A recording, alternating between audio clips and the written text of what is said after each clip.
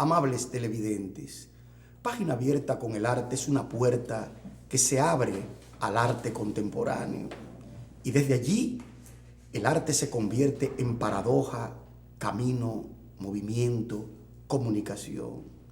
Es por eso que en este espacio, en esta mesa de trabajo, traemos de nuevo ante ustedes al artista Joan Jiménez para conversar con él sobre toda una travesía que invita a la reflexión, a las modernidades que hoy se cruzan y se entretejen y sobre todo que se discuten en este su programa Página Abierta con el Arte, Página Abierta con la Cultura.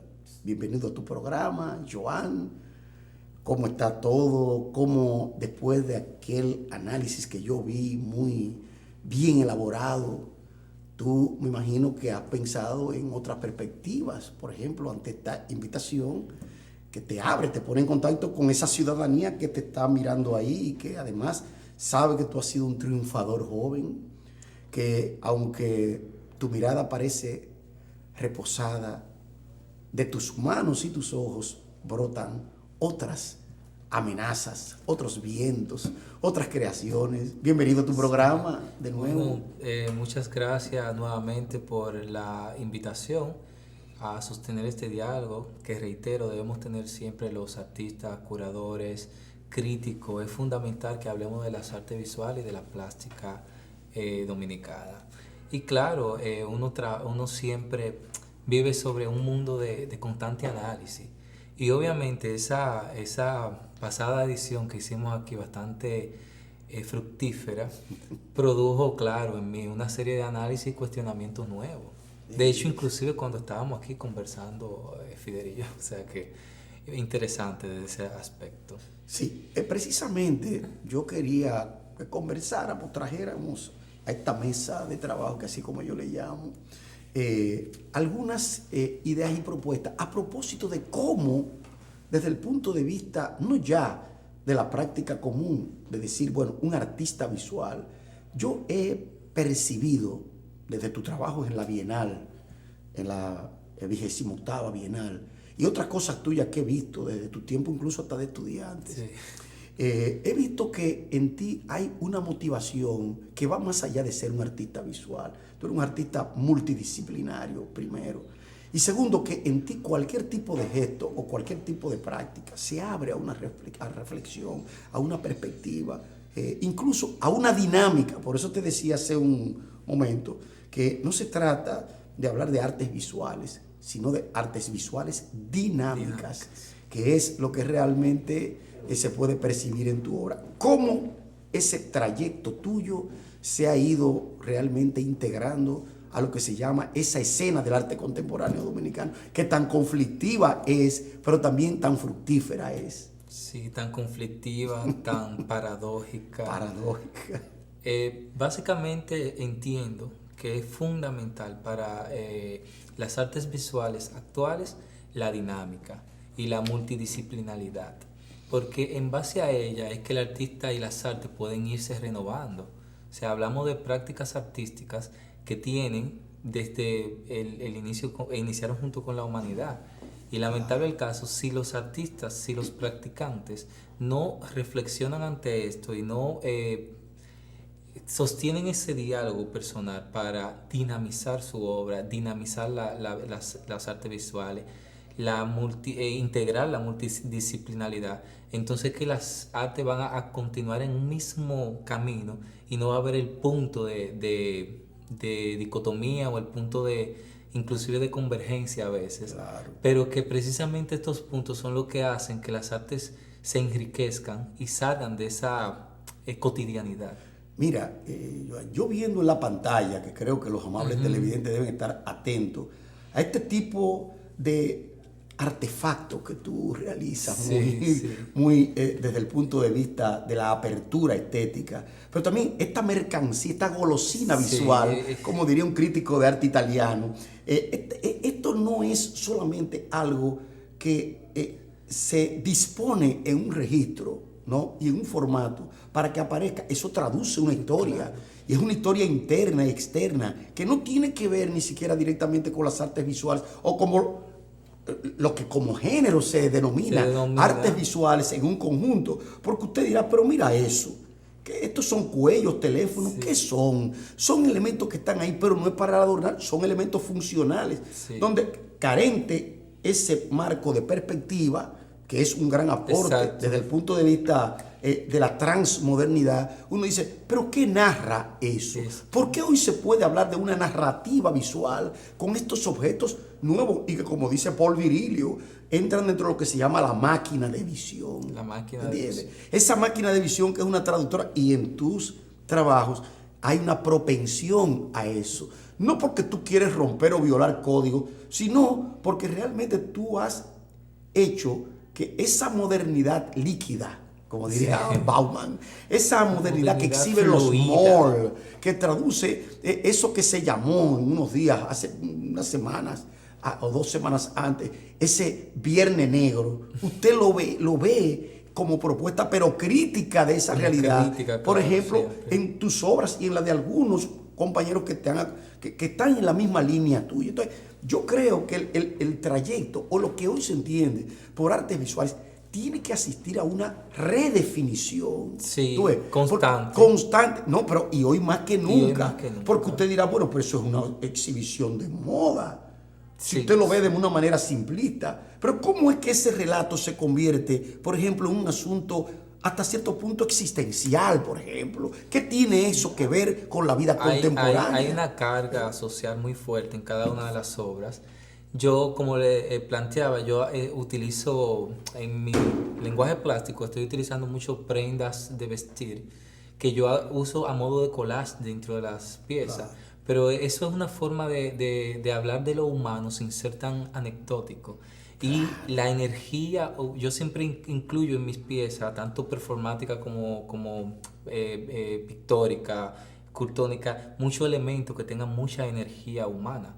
Que proyecte. Que proyecte mucha energía humana. Entonces, básicamente, ahí en la serie de piezas que vimos, todas tienen esa técnica de collage con prendas de vestir. Y obviamente, mira, esta, por ejemplo, se presentó en la Bienal de Bonao y es una pieza que se llama Ladrones de Cuello Blanco, lo que le sacan a mi tierra. Claro. Entonces ahí hay una...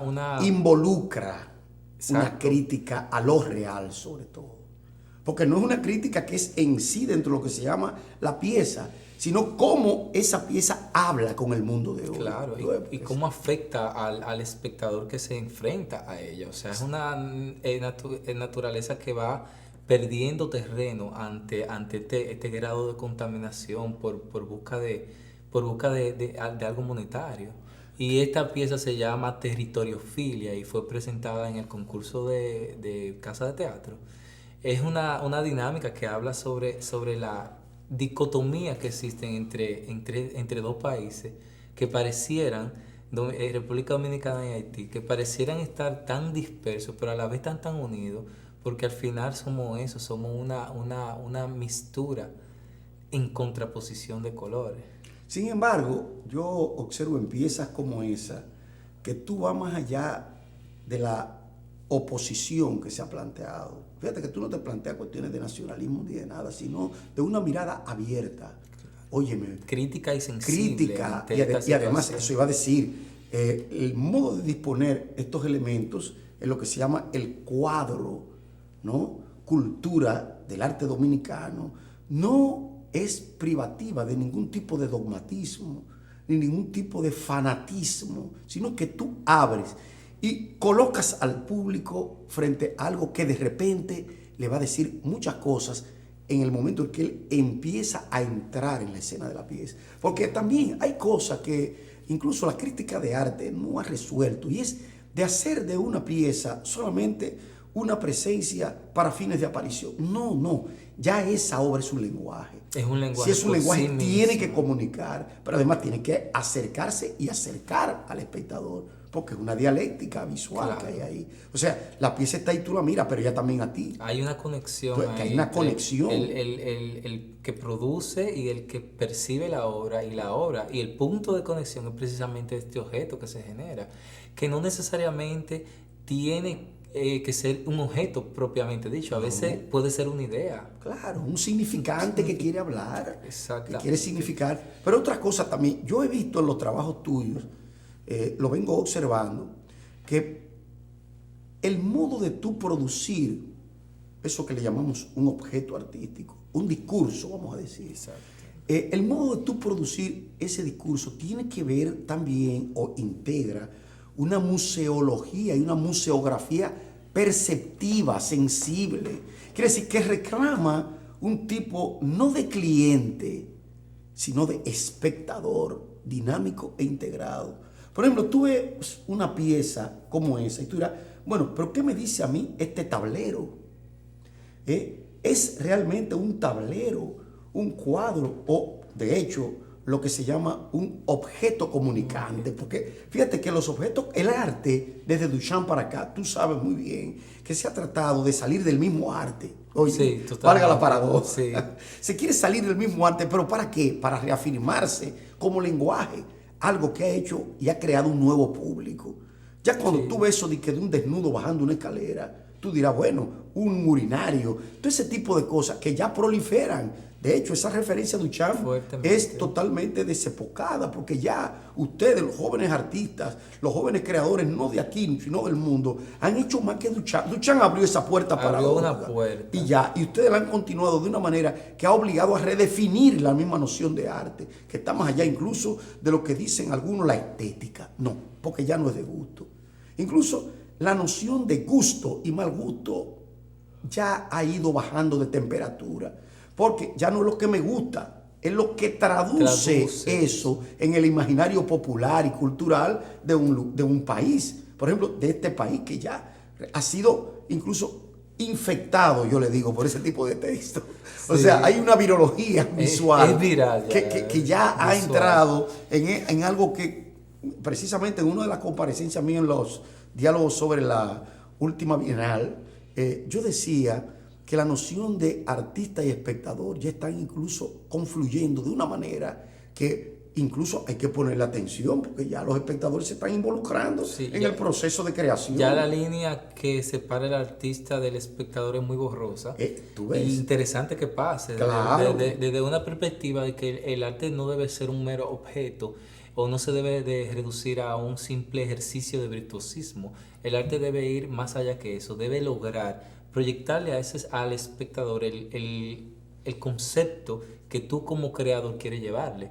Entonces, ese involucramiento que tienen ahora los espectadores, la fusión entre el creador y el espectador, crea un caldo cultivo muy rico en esta etapa, ¿no?, la que viven las artes, especialmente a nivel internacional y en República Dominicana, que ayuda precisamente a esa diversificación de las artes. Claro, por lo que también existe esa, como le he llamado yo, escuela de la memoria, que es donde están todos esos posicionamientos de jóvenes artistas, de artistas ya incluso más maduros, y además de aquellos ya adultos, que tiene toda pintura y todo Claro. movimiento artístico, que ya se han ido renovando gracias a que realmente están o asistimos a una renovación implícita en la búsqueda por las nuevas formas. Algo que hay personas que no, o sea, no han advertido que dentro de esa renovación hay cosas a las que hay que ponerle atención, porque no todo ejercicio dentro de lo que se llama la perspectiva de la búsqueda es algo que reclama un interés. Hay veces que la forma se queda en la forma, los contenidos, los temas se quedan en los temas. No hay, como se dice, esa dialéctica que tiene que realmente estar presente en estas obras y estos ejercicios, y que sobre ella vamos a hablar en nuestro próximo segmento.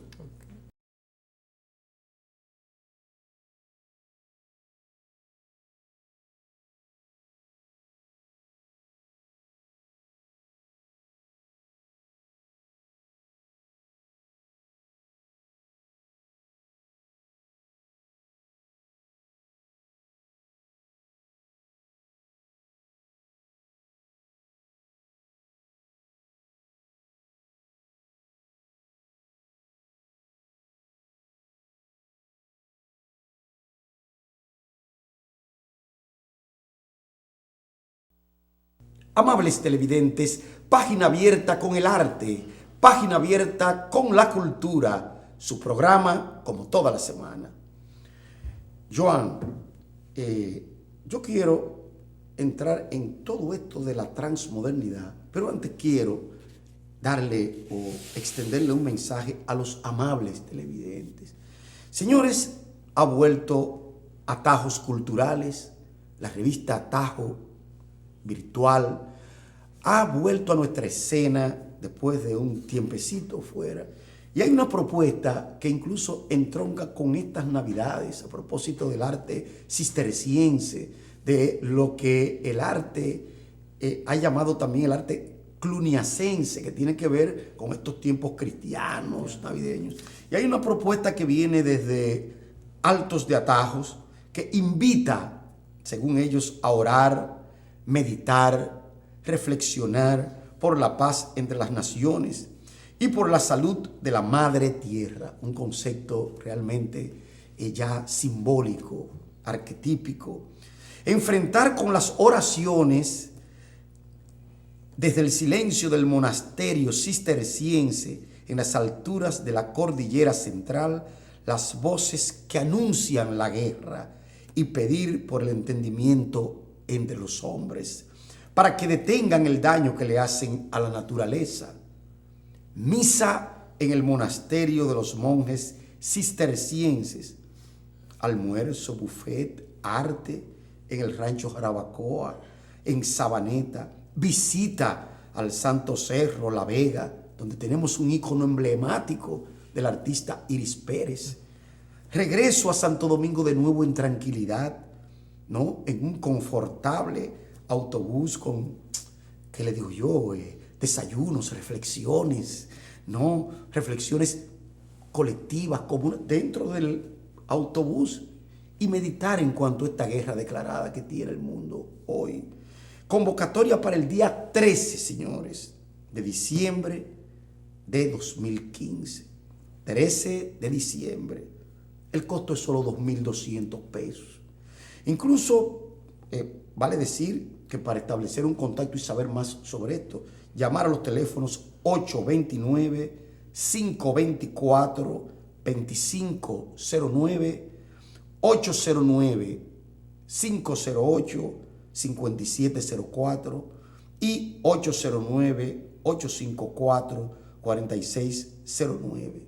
Si con esto no basta, también llamar a 809-350-7990. Invitamos porque eso es un contraste entre lo clásico, el arte de Occidente y esta conexión de la que estamos hablando, porque ese es otro tipo de museografía y de curaduría, claro, y de arte. Qué bueno en estos tiempos de una llamada felicidad que traen estos días, aunque para muchos tristezas, también vayamos allí a reflexionar sobre arte, cultura y nuevas perspectivas humanas, sobre todo el rechazo a toda guerra que no conduce más que a una nueva opresión económica, para que aquellos que fabrican armamentos sean cada vez más ricos y nosotros más pobres. Totalmente. Joan, todo en ese particular te quería preguntar, ¿tú te has hecho eco de algún proyecto de tipo ideológico, político? Te pregunto así porque hay artistas que tienen un proyecto personal y a veces el artista se aparta de todo este tipo de proyectos que afecta a su obra.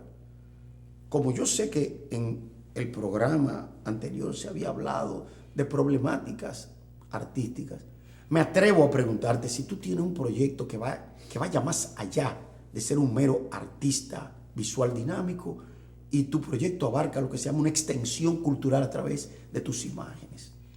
Sí, claro. El caldo cultivo en el cual nos hemos tenido que desenvolver hace que siempre uno esté en esa dinámica, en proyectos sociales, de corte social, y este tipo de intervenciones sociales. Entonces, básicamente nosotros como colectivo al cual pertenezco, hemos hecho un proyecto que se llama Las Artes a los pueblos, a los sectores. O sea, básicamente parte de la premisa de ver cómo muchas, por ejemplo, de las personas, digamos, del pueblo común, no tiene tal vez muchas veces la motivación, la inquietud, el incentivo muchas veces de dirigirse a los centros donde se hacen arte, los museos, galerías y esto. Entonces nosotros hemos, como proyecto de motivación, hemos llevado arte, tanto pictórico, performático, instalaciones, a sectores cualquiera de la ciudad capital, muchas veces en los pueblos, y conectar con ellos sobre esta dialéctica artística que se vive aquí en el país, que muchas veces es aislada. Claro. Muchas veces esa dialéctica queda dentro de un grupo y queremos aperturar eso hacia cualquier clase social, no importa, cualquier clase social entiendo que tiene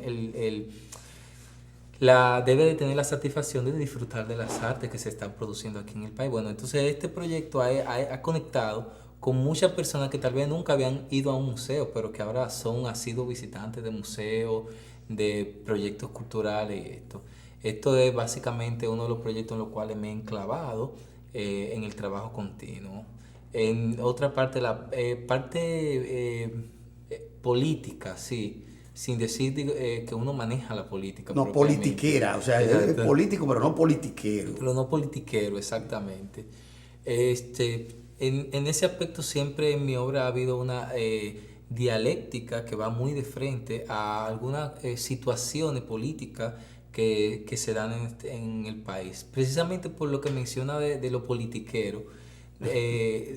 Muchos de los proyectos que se plantean los considero politiqueros, por eso trato de no incursionar. Por último, quería hacer una reflexión interesante, y creo que es algo que está pasando bastante aquí, y es con respecto a por ejemplo, festivales. Se han hecho festivales, por ejemplo, pongo el ejemplo de festivales de performance, que a diferencia de otro tipo de manifestación artística, he notado que se han quedado en el mismo grupo que hace performance, o sea, no han trascendido a la sociedad, inclusive ni siquiera a la sociedad, al medio artístico. ¿Y a qué se debe eso? Se han quedado ahí. Sí, pero ¿a qué se debe? Porque eso tiene que tener realmente una motivación. Yo entiendo que el proyecto donde tú estás es un proyecto dialógico. Y que en el marco de esos significados que ustedes muy bien disponen, traducen o los hacen incidentes, ustedes quieren lograr un efecto, ¿no? Pero dentro de ese acto dialógico, por ejemplo, tú pusiste lo de grupos de performance que se han quedado como enclavados como una élite. Ahora bien, tú sabes que no basta con ser realmente resistente y dialógico y decirlo. Hay que elaborar e ensayar ese dialogismo, esa intercomunicación con una comunidad. Porque el asunto de ese tipo de arte no es como el arte, por ejemplo, la fotografía, la pintura, el dibujo, que ya son artes que se prestan de autosuficiente desde el punto de vista de un lenguaje. Claro. No, es que estamos allí en sumas de lenguaje. Pero además, un arte que se ha salido de los resquicios, de los escollos de lo que es la tradicionalidad. Totalmente. Entonces, lo narrativo allí no es solamente lo que se cuenta, sino lo que se materializa como una práctica donde el artista es protagonista. Y la comunidad es coprotagonista. Entonces, ¿cómo empalman ustedes con ese tipo de visión y de práctica? Sí, es interesante el planteamiento desde el punto de vista del análisis de que este tipo de manifestaciones artísticas precisamente va precisamente en contra de manifestar el objeto como el fin y el medio, sino que antes de poner el objeto como protagonista, pone al sujeto como el protagonista. Y obviamente este sujeto, que es un cuerpo energético, conecta con su energía y hace una conexión con los espectadores. Entonces ahí tenemos un diálogo que se da. Y eso es lo que hace a que los espectadores sean los coautores de este tipo de manifestaciones, que van totalmente en contra del mero ejercicio de virtuosismo, sino que plantean una idea por encima de todo tipo de objetos o razones. Es la idea lo que plantea tú como obra de arte.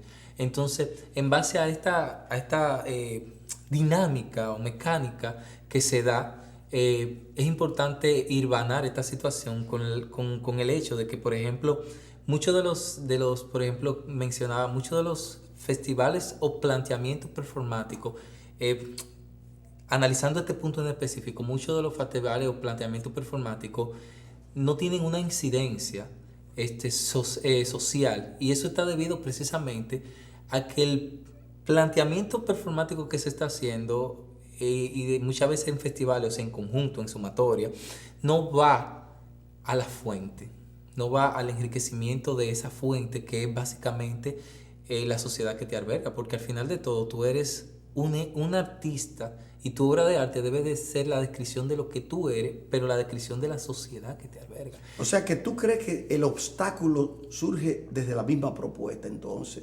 O sea que hay algo que impide, que crea una barrera, porque si la propuesta aglutina contenidos significativos de importancia para una comunidad, porque eso no se deja sentir de una manera, que te digo yo, procesual allí, Claro. sino que eso se convierte como en un objeto que está ahí, que vemos, pero que ya.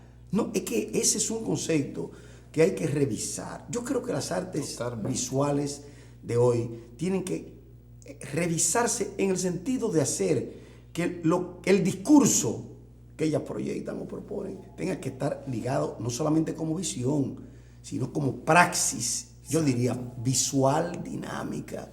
O sea, que involucre realmente al sujeto que consume, que va a ver, que está ante la obra de arte. Porque tampoco, no todo sujeto que ve una obra de arte tiene la condición de espectador de obras de arte. No. No porque, por ejemplo, alguien pasa por aquí, por ahí, ve ese cuadro es un cuadro, lo mira, pero no es un espectador.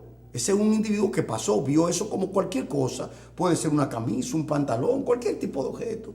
Pero el arte no es significativo para él. Pero hay un espectador que consume arte. Y además que ya tiene una cultura de espectador de obras de arte.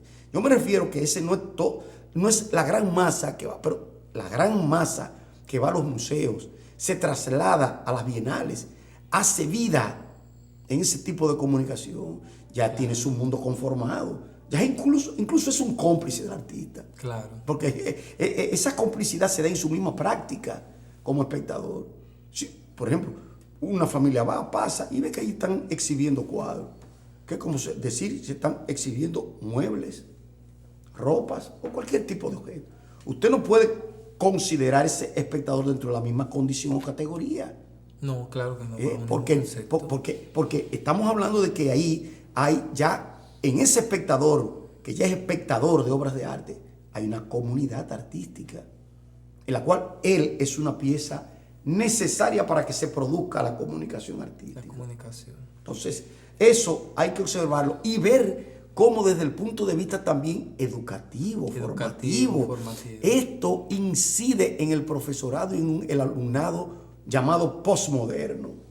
Porque estamos hablando de un alumnado que es diferente, que ya no escucha clases solamente por lo que le dice un profesor, sino que está trabajando con los nuevos medios. Claro. Ya tiene que hacer tareas y lecturas por la internet, ya incluso maneja medios que la sociedad ha distribuido socialmente. Ya incluso el problema de su percepción no es un problema de los instrumentos que tiene la educación actual para evaluar a ese sujeto.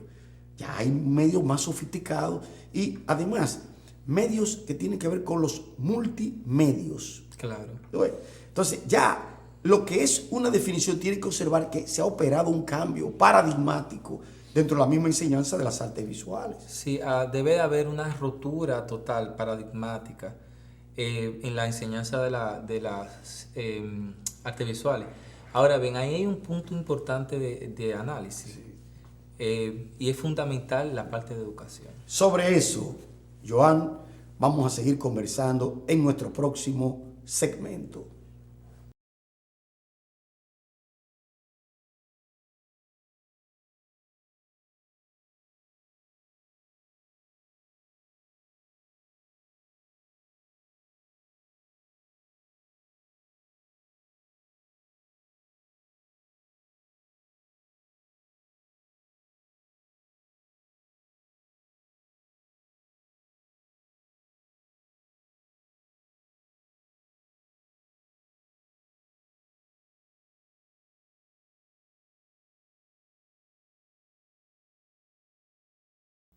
Página abierta con el arte, página abierta con la cultura. Su programa hoy con Joan Jiménez. Decía a propósito de la educación, en este contexto que no deja de ser un contexto crítico, pero también educativo en cuanto a lo que se llama el acto de educar hoy a través de las imágenes. Que debo decirte, creo que tú lo sabes, que cada día son más violentas, se constituyen en sujetos autosuficientes, hacen precisamente del mundo de hoy un mundo alterado, un mundo que realmente quiere conciliar el sueño con la realidad. Bueno, pues, ¿cómo enseñar un arte que está enfrentado hoy a lo que se llaman los grandes problemas humanos y sociales? Que incide desde estos problemas en lo que es una categorización de la vida, pero también del horror, de la vida, pero también de la muerte, de la economía, como también de la religión. O sea, son tensiones sociales que cuando vamos a una expo individual o colectiva, vemos filtrarse de una u otra manera como problemática. Entonces, ya es como diría un historiador, Nikos, por ejemplo, Poulanchas, el arte está frente a sus medios, pero está frente al sujeto sobre todo. Es el sujeto el que lo convierte en liberador o lo convierte en opresor de una determinada memoria. ¿Cómo vincular el arte de hoy a esas problemáticas emergentes, surgentes de lo que es hoy esta tardomodernidad? Esto que le llaman posmodernidad y que muchas veces decimos, pero no sabemos cuáles son las consecuencias. Claro, se cuela de alguna manera u otra. Pero lo interesante aquí es, usted sabe que tenemos una revolución educativa, de la cual todos tenemos que ser parte de ella, porque especialmente la educación a nivel de bachillerato y a nivel de la escuela, ha sido una gran problemática y uno de los grandes talones de retos que tiene. Y reto actualmente que tiene la sociedad dominicana. Y el mundo de hoy. Y el mundo en sentido general. Yo conozco bastante sobre, por ejemplo, el programa que tienen las escuelas y cómo llevan a cabo este programa. Es prácticamente nulo la concepción de este. Y muchas veces tú te encuentras en escuelas donde, espero que con esta revolución artística esto se corrija y no siga pasando, en donde muchas veces inclusive el conserje da educación artística, porque la educación artística se ve inclusive muchas veces como un relleno y a veces inclusive hasta como un lujo. Entonces, ¿cómo nosotros llevar estos cuestionamientos sociales y esta revolución artística que está pasando actualmente a nivel internacional y tanto aquí en República Dominicana a las aulas de educación cuando todavía tenemos problemas básicos que resolver ahí? Ese es un reto interesante y que de alguna manera u otra va a enfocarnos en una discursiva que todos debemos aportar a ella para mejorar esta situación. Y eso es fundamental porque inclusive desde ahí es que tú vas a generar más artistas, desde ahí es que tú vas a generar más planteamientos renovadores. Es que el estudiante de hoy en día es un estudiante que es que te maneja todo tipo de herramientas tecnológicas y multimedia, y muchas veces el profesor que le está impartiendo la clase no lo maneja. No. Entonces, desde ese punto de vista tenemos una dicotomía social en la cual debemos de intervenir para que entonces tanto manejo de tanta información y de tanta tecnología sacarle el mejor provecho. Claro, pero para eso debe haber lo que se llama una comprensión de esos medios, porque hay algo que también plantea un cierto nivel de cambio crítico en el manejo tecnológico. Manejamos la tecnología, pero ¿qué hacemos con ella? O sea, ¿qué hace también ella con nosotros? Si tenemos esa mediación, tenemos también que aplicarlo, pero ya desde el punto de vista de una coherencia de trabajo, producto de ciertas responsabilidades que tengo en la Facultad de Artes de la UAS y en la Universidad Autónoma de Santo Domingo. Yo he estado en contacto con maestros a propósito de esa afirmación que tú haces, que los maestros deben estar encargados, pero también manejar ese tipo de cosas. Hay una protesta, incluso a nivel nacional, con muchos maestros, por el modo de realmente trabajar lo que hoy se denomina educación artística. Señores, el currículo ha sido explícito, pero todavía lo que se llama la partición del tiempo está afectando esa materia. Sí. E incluso la falta de especialistas. Estamos formando con el diplomado en arte y folclore maestros para que ya ellos impartan la educación artística no como un relleno. Porque muchos maestros, es bueno que lo sepas tú y la ciudadanía, muchos de ellos son víctimas precisamente de un asunto salarial, donde la educación artística no se le da a un maestro que haya hecho siquiera un diplomado, sino al que le falta por completar. Y eso desvirtúa el proceso. No es al que le falta, es al educador que ha trabajado como profesional para enseñar artes. Y mire, ya se está tratando de inducir, porque ya hay muchos graduados en artes aquí. Claro. Ya la misma licenciatura en artes visuales que tenemos, en artes plásticas, ha dado maestros que son los que están cubriendo emergentemente ese espacio, y otros también que son de áreas afines, pero ya no el profesor de geografía, de historia, de sociales, el conserje que dices tú, el que sea puede dar eso, porque eso lo da cualquiera. No, es más difícil que dar física y matemática. Claro. ¿Por qué? Porque ya esos son instrumentos afinados, pero entonces son instrumentos elaborados que hay que ponerlo a prueba.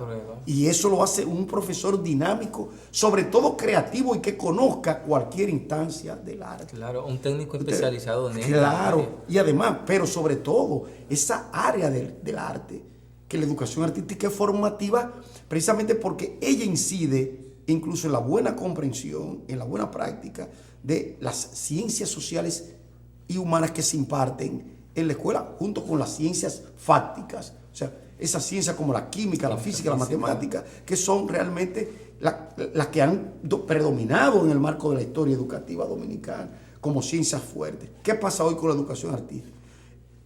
Impartir o adquirir lo que se llaman los mecanismos que nos proporciona este campo, que son bastante amplios y que tienen que ver incluso con todo lo que tiene de problemático las enseñanzas de las imágenes. Y digo las enseñanzas en plural porque cada arte visual tiene una práctica específica.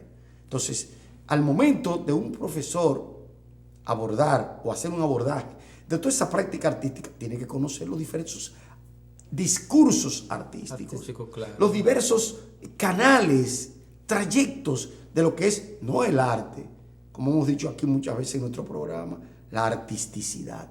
El hecho de cómo hacer que esa camisa, ese cuello que tú ahí nos proyecta en la pantalla, sea no un cuello, sino una sustitución estética de un mensaje que tú quieres lograr. Entonces, pero para eso hay que saber cómo educa o se educa a través de la imagen. Sí, claro, es fundamental y ahí hay varias aristas que debemos de tocar. Una, por ejemplo, es el hecho de que tú tienes ejes transversales y tú puedes conectar esos ejes transversales porque en la historia, como usted plantea, las ciencias sociales, pero en las ciencias puras también, eso sucede en un espacio, en un marco, y en ese espacio, en ese marco se estaba haciendo una obra de arte y habían artistas produciendo arte y esos artistas producían arte a partir del mecanismo social que estaba pasando en su sociedad. O sea, los artistas que produjeron arte en el Renacimiento produjeron ese tipo de obra de arte porque ahí estaba pasando algo social que ellos también estudian en historia.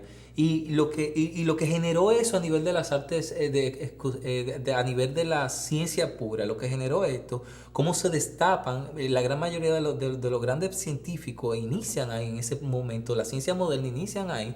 Entonces, ¿por qué inician ahí? Ahí se estaba también produciendo arte y tú puedes conectar la educación artística con todo este tipo de ciencia y eso te va a ayudar a mejorar el entendimiento de los alumnos. Pero por otro lado, es que un pueblo es su cultura.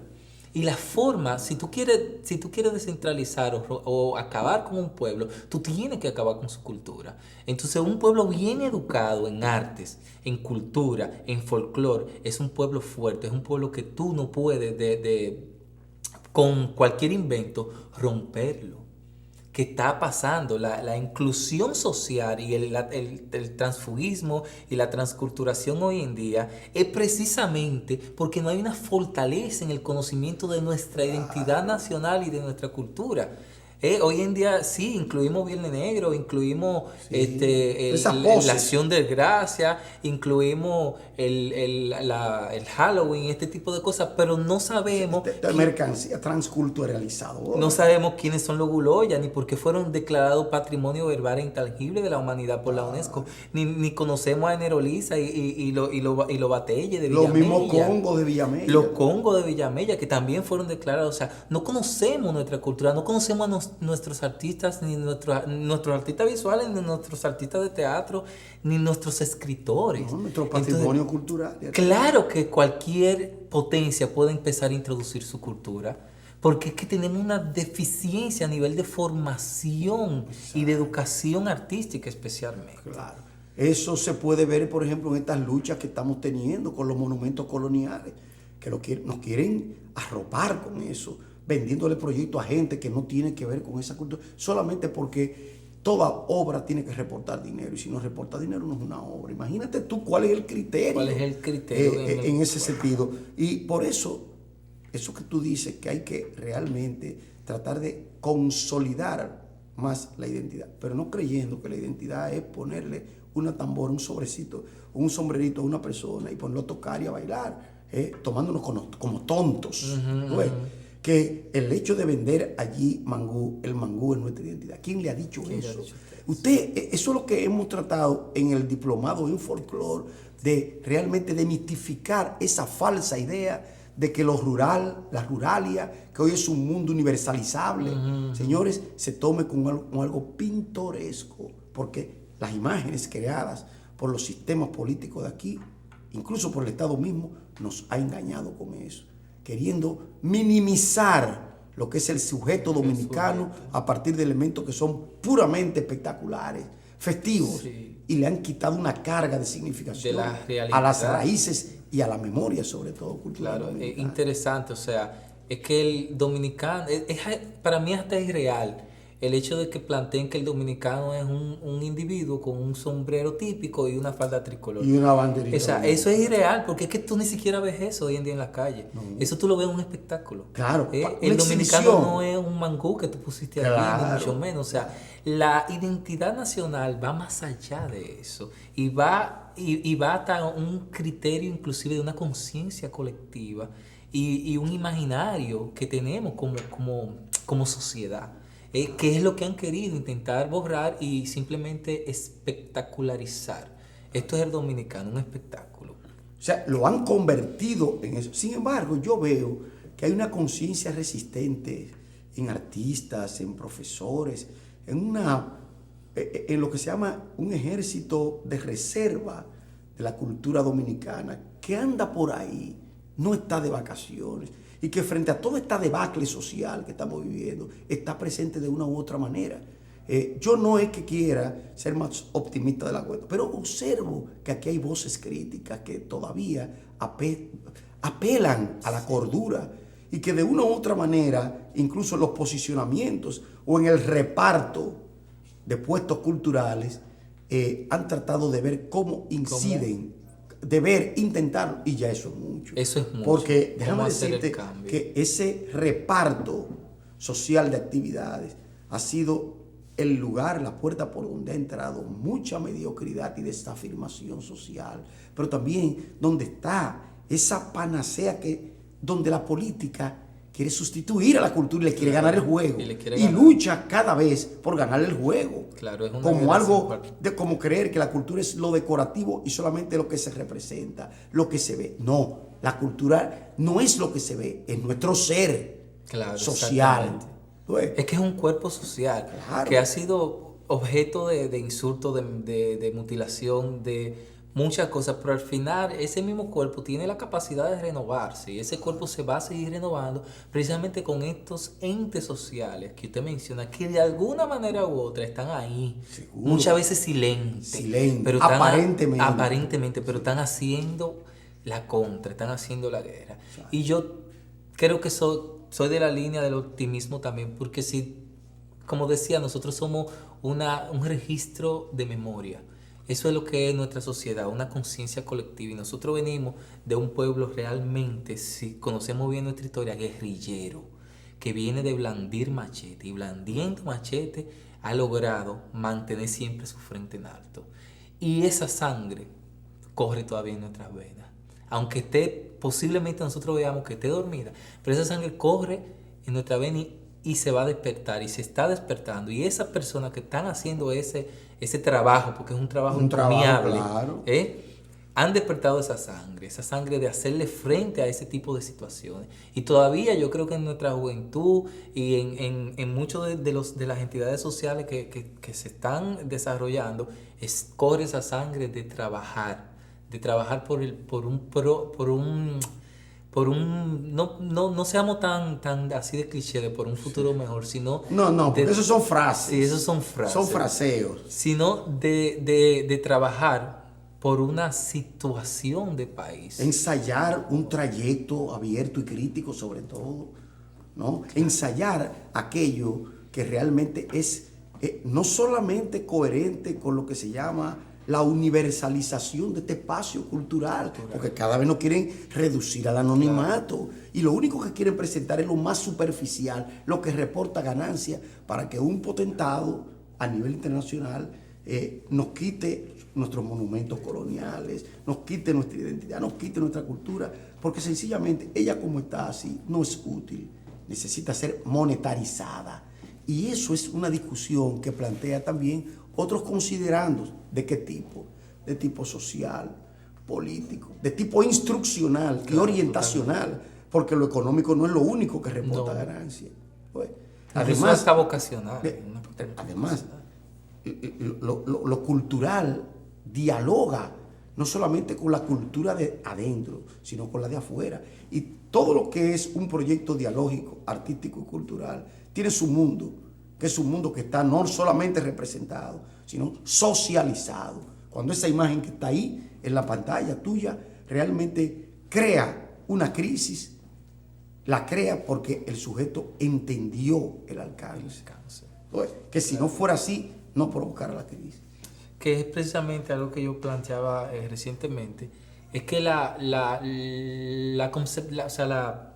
entendimiento de la razón tiene un mecanismo diferente al entendimiento de la sublimidad artística.